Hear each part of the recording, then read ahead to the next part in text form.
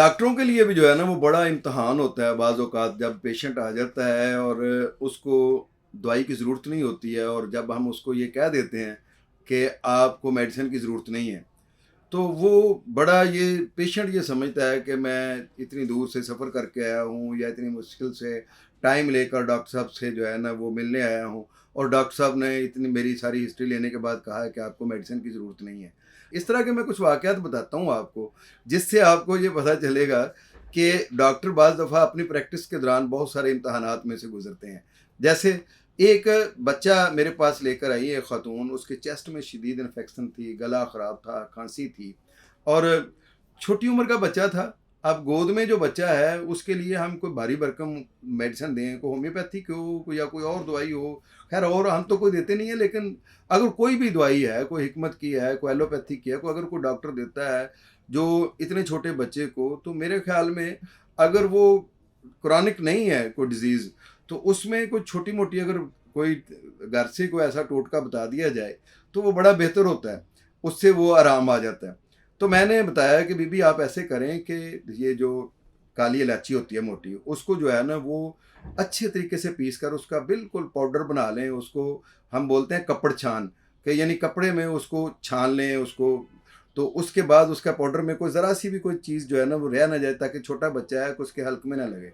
उसको आप ना शहद में मिक्स करके तो बच्चे को 2-3 दफ़ा चटाएँ, उसके बाद उसकी चेस्ट की इन्फेक्शन भी ख़त्म हो जाएगी, उसकी खांसी भी ख़त्म हो जाएगी, ये जो नज़ला-शज़ला महसूस कर रहा है ना वो ठीक हो जाएगा। तो वो आगे से ये कहती है कि डॉक्टर साहब, ये तो बड़ा आम सा नुस्खा है, इससे बच्चे का कैसे इसको आराम आएगा? मैं तो आपसे कोई होम्योपैथी की मेडिसिन लेने के लिए आई थी। अब मुझे बताएँ कि उसमें मुझे क्या करना चाहिए था? एक अगली बात ये है कि एक साहब मेरे पास आए, वो कहते हैं जी मुझे सर्दी लगी है बहुत ज़्यादा, शदीद ठंड लग गई है जनाब, और जो है मेरा ये नोज़ी बह रही है, नज़ला है, गले में ख़राश है, खांसी आ रही है और बुखार भी हो गया है, तो मैं क्या करूं? तो मुझे कोई मेडिसिन दें अच्छी सी। तो मैंने कहा आप ऐसे करें कि कोई मसला नहीं है, आप बस जाकर रेस्ट करें, एक दिन आप ड्यूटी पर ना जाएं, बस आप जो है वो जब भी आपको मतलब लहाफ से निकलना हो तो अच्छे तरीके से अपने आप को ढांप कर निकलें। नीम गर्म पानी के अंदर जो है नमक डालकर बार बार नाक के गरारे करें और मुंह के गरारे करें और नीम गर्म पानी पिएं, घर में सूप शूप पिएं और साथ यह है कि आराम करें।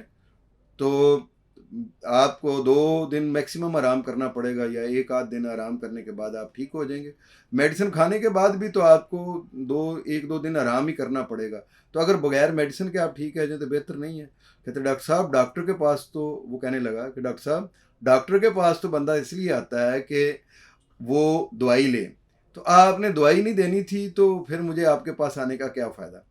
इस तरह की और भी बहुत सारे ऐसे केसेस हैं मेरे पास, जिनको मैं अगर बयान करूं तो आप हैरान हो जाएंगे कि एक साहब जो है उनके ये जो चंडियां बन जाती हैं पाँव पे, तो मैंने उसे बताया कि भाई आप इन चंडियों के लिए कोई दवाई ना लें, आप ऐसे करें कि ऑलिव ऑयल लें थोड़ा सा और पिसा हुआ सुरमा लें, इन दोनों को मिक्स कर लें और इनको जो है चंडियों को अच्छे तरीके से ऊपर से खुरच कर साफ करें, करने के बाद रात को ये लगाकर सॉक्स पहन लें और सो जाएं। और नरम जूता, नरम सोल वाला जूता पहना करें आप, तो इससे जो है ना ये आपका बिल्कुल ठीक हो जाएगा। कहते डॉक्टर साहब ये तो दोनों चीज़ें घर में मौजूद हैं, मैं बहरहाल कर लूँगा, लेकिन मेरा तो ख्याल ये था कि आप कोई अच्छी सी दवाई देते जिससे मैं ठीक हो जाता। अब मुझे बताएं कि क्या ये लाजमी है कि हम हर पेशेंट को मेडिसिन ही दें?